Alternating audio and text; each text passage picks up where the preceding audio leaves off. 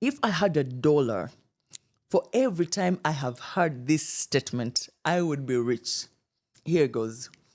Sharifa, don't fall for that woman's charm. Or don't fall for that man's charm and quiet behavior in public. He wears a mask. He or she is kind to everyone. He is sweet. She is nice. But at home, I deal with a monster. Can anyone here relate? Is this how your partner shows up? Has different personalities in public and at home. You know, they are the mayor of the town, okay? They're always kissing babies, hugging people, lending a hand to everyone in need. But at home, they are a waking nightmare, very manipulative, very unkind, name it. Now, that is one of the biggest telltale signs of a narcissistic partner. But before we look at more signs, let's first understand what narcissism is. I'll make it simple. A narcissist is a selfish person whose goal in life is to please and protect himself. Okay? Narcissists have a constant need for admiration, a lack of empathy, and at least 5 of these criteria must be present. I'll read them for you. Number 1, a grandiose sense of self-importance. And they're always self-absorbed, like the world revolves around them. Number 2, they are preoccupied with fantasies of unlimited success, unlimited power, brilliance and beauty, or ideal love. In any given room, they want to be noticed. They want to stand out. Number 3, they have a belief that they are so special and unique and can only be understood by or should only associate with other special or high status people. Okay? Bagala kwetu alida wano. Number 4, they have a need for excessive admiration. You need to reassure them every single time, okay? They want to feel relevant. Number 5, they have a sense of entitlement and have exploitive behavior. They will only use you for their benefit. Number 6, they lack empathy. They only care about themselves. Number 7, they're envious of others or have a belief that other people are envious of them. Like, oh, the whole world is against them. And finally, they are very arrogant. Now, that was a brief rundown of a few signs that a narcissistic partner would show. Recognizing the signs of a narcissistic relationship can be very challenging, especially when the manipulation and self-doubt cloud your judgment. Narcissists initially appear charming and sweet and kind, but their charm soon falls flat as they start revealing behaviors that undermine your confidence. This is a fact. Partners of narcissists often feel isolated, unheard, lonely, and undervalued. Now that that's out of the way, let us look at some behaviors narcissistic people have. Number 1, you feel responsible for everything that goes wrong in the relationship. Narcissists think that everything is always someone else's fault, including the things that they do wrong. You won't get an apology from a narcissistic person.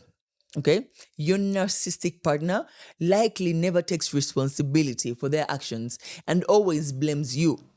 If something goes wrong, it is your fault, even if they're to blame.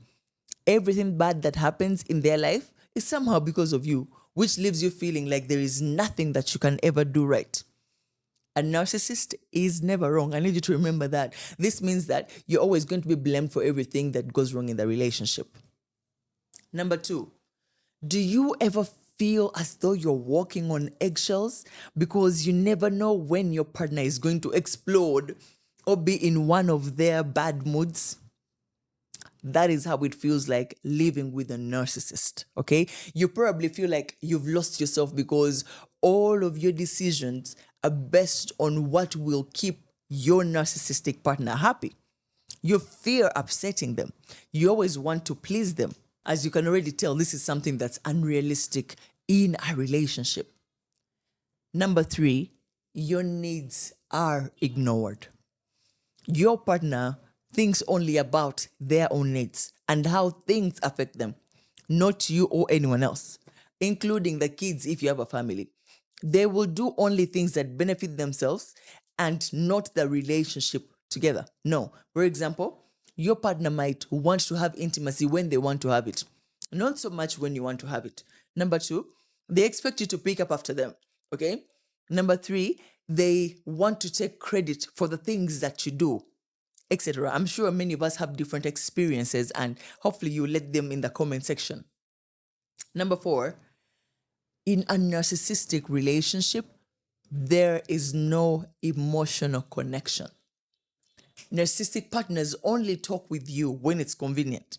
They don't really care about the deep stuff that you care about. No. They constantly brag about themselves and their accomplishments and rarely show interest or ask questions about anything going on in your life that matters to you. Their happiness comes from external sources such as prestige at work or money, and you wonder if they're even capable of feeling romantic love or emotional connection. A narcissist, before I go to number five, will never meet your needs. He or she doesn't care about them or even know them. In their head, it is your job to make sure that you know their needs and make it your life's work to make sure that they are happy. Now, many people always relate narcissism with only men. And I'm here to tell you that women too can be narcissistic. That is why in this video I'm using he or she, because it does not only is assigned to one gender. Number five, a narcissist is the king or queen of silent treatment. They will use silent treatment as a power play to control you. They will withhold affection and ignore your existence until they feel like being nice to you again, which is usually only when it will benefit them in some way, like getting what they want. You might think that this behavior is normal or even expected of people who are married. However, the truth is that silent treatment isn't part of a healthy, loving, and respectful relationship. No. Number six, you have asked, you have begged, you have cried, but they will not change. Narcissists aren't willing to change because this would mean admitting that something is wrong with themselves. And I think by now we know that narcissists never admit to such things. They're always right. Number seven, they were once incredibly charming. You know, when you first meet a narcissist, they seem like the perfect partner. They're sociable, they're kind, they're generous, they're very affectionate. They go out of their way to show you how they feel and show you that they care about you, and they treat you like a prince or even a princess. This is usually a classic sign of love bombing. I've talked about love bombing before on the channel, and they have kept this up until you start to trust their intentions are pure. And then you are on the same page. At least you believe that. Now, over time, this charming attitude goes out of the window and they begin to devalue you. This begins the cycle of narcissistic abuse, followed by attempts to keep you in their life so you can continue to feed their narcissistic supply. I hope you're paying attention. Number eight, they expect world-class treatment. When we say that narcissists are entitled, I don't think you understand. They're entitled to special privileges. When this sense of entitlement is refused by other people, the narcissist might become angry, critical, or even react with narcissistic rage. Like, how dare you not want to give me that? How dare you not want to do that for me? Alternatively, they might retreat into silence and withdrawal because you failed to meet their needs or you failed to give them the privileges they badly wanted. And then they always act like they're more important than other people.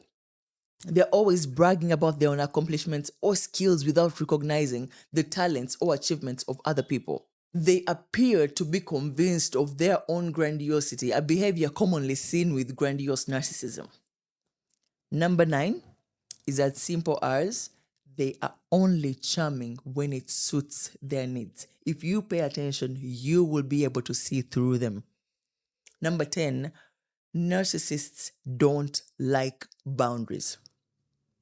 The root of narcissism is a deep sense of insecurity. I don't know if these people know, by the way, which they try to compensate for by controlling everyone and everything they can.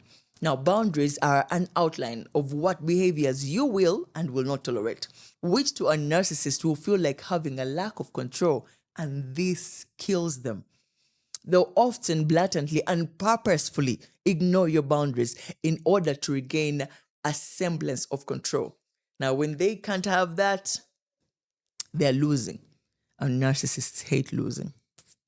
Number 11, narcissists may take steps to isolate their partners because they are better able to control you if the only person they have to gaslight and convince is you. So they cut you off. By cutting you off from friends and family, they're also cutting off objective opinions and people sharing their concern over your well-being. This also means that you're cut off from any support and resources you might need in order to live them. Number 12, they don't have many long-term relationships. If you're dating a narcissist, then you probably know that they don't have many long-term relationships. Despite people with a narcissistic personality disorder often having large circles of acquaintances, it can be difficult for them to maintain close relationships. When a friend doesn't meet their expectations, that relationship may drop in an instant. Because if you don't meet a narcissistic's needs, then what's there to give? If you are in a relationship with someone with a narcissistic personality disorder, you will notice that they don't have close friends. Number 13, they struggle with or lack empathy. I mentioned it briefly at the beginning, and this is one of the keys to spotting a narcissistic person, okay? Number 1, I need you to pay attention to the 3 E's. Observe them. Number 1 is exploitation. Number 2 is entitlement. And number 3 is empathy empowerment. However, this is different from lacking empathy altogether. Let me explain.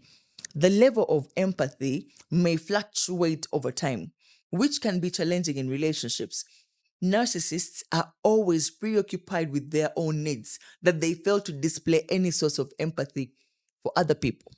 While some of them can recognize other people's feelings, they might not have an emotional response to those feelings. It is very rare for people who are narcissistic to apologize for bad behavior unless that apology can somehow benefit them in one way or another. Number 14, emotional withholds. I'm sure by now you know, if you've dated a narcissist, that they will withhold emotional provision every time they get called out on their bad behavior, basically to punish you while you are craving for their attention, affection, love, and care. Number 15, projection. Now, this is another manipulation technique that they will basically project all of their insecurities onto you, telling you that you're overthinking everything you're saying and you are going crazy. And do you know what happens in the end? You end up apologizing for calling them out on their actions. And let me tell you something, this cycle never ends. The loop just continues until someone puts it to an end.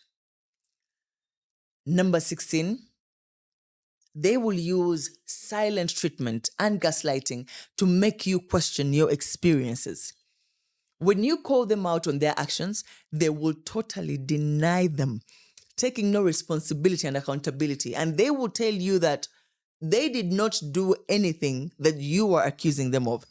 This is gaslighting. I have a video on this again on the channel. A gaslighter or a narcissist will cheat on you today and tell you tomorrow that they never did it, or even blame you for it. And then you will end up apologizing for the things that they did to you. Let me tell you how they use silent treatment. Now, once they are called out on their actions, they will basically neutralize your attempts, okay? Giving you prolonged silent treatment since they already know that you are aware of what's going on. Now, with this, they are giving you a simple message of, my dear, I dare you to stand up for yourself.